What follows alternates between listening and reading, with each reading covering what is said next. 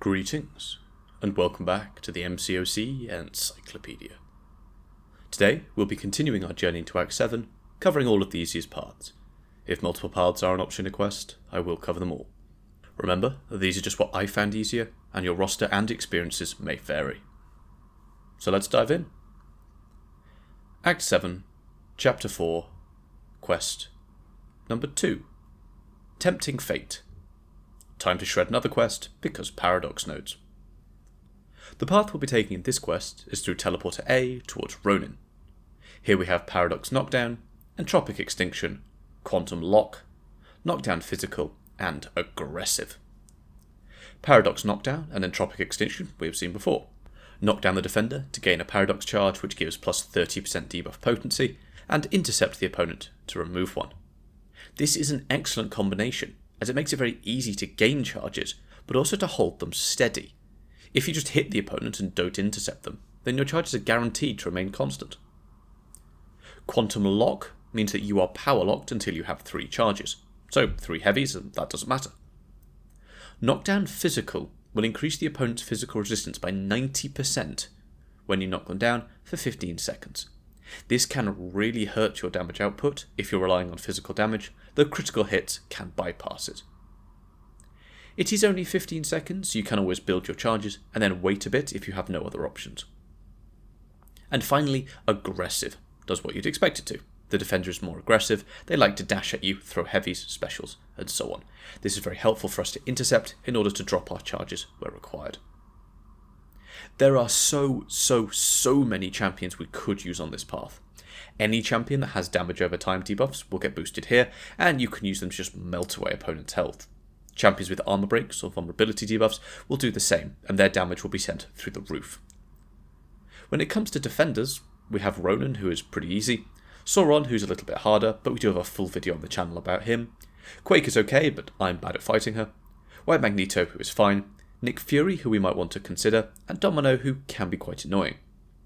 Do note that Domino cannot fail any interaction you have with the Paradox node, so you gaining or losing them, as they are immune to ability accuracy modification.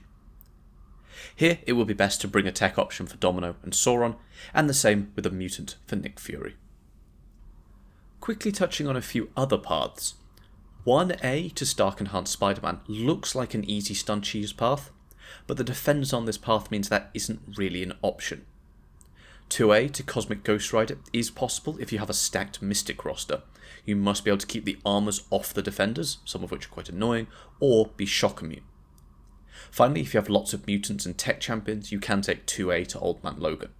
Here, you want to match classes with the defender, and then throw your special attacks into their block for boosted extra damage, and if you match classes, this will also stun them.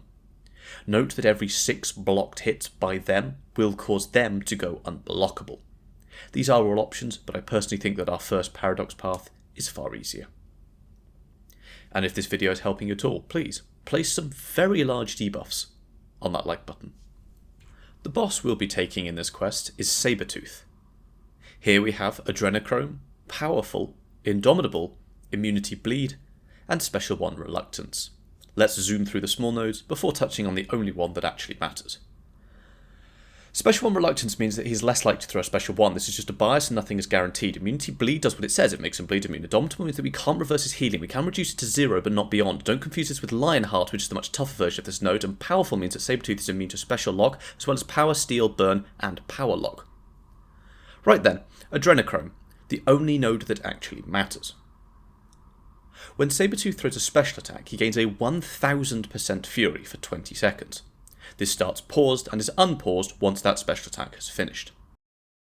However, this Fury has its duration reduced by 4 seconds for each debuff on Sabretooth, down to a minimum of 1 second.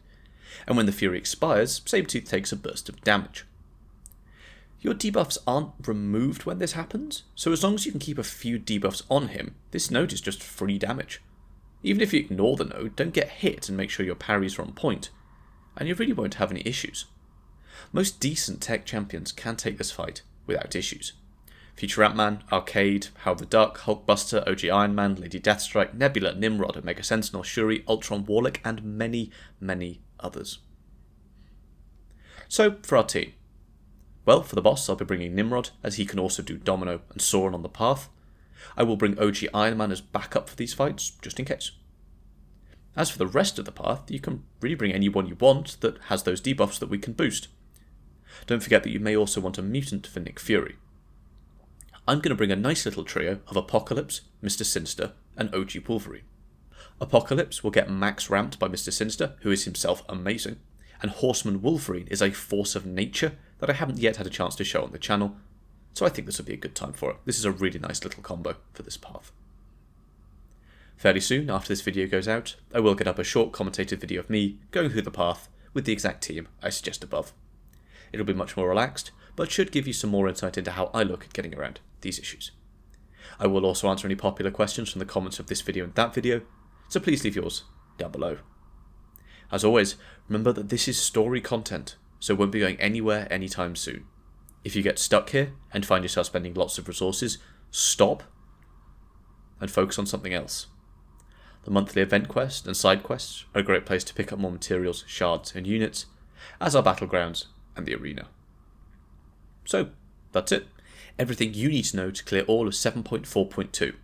We are really pushing on with the Act 7 guides, trying to get as many people Paragon as possible before that December the 10th deadline. If there's anything else you'd like to see though, do let me know down in the comments. I also have a Discord server, so please go and join that. A great place to get specific advice, make suggestions for future video topics, and while I'm awake, I do my best to be there as much as possible. Thank you, and I will see you next time.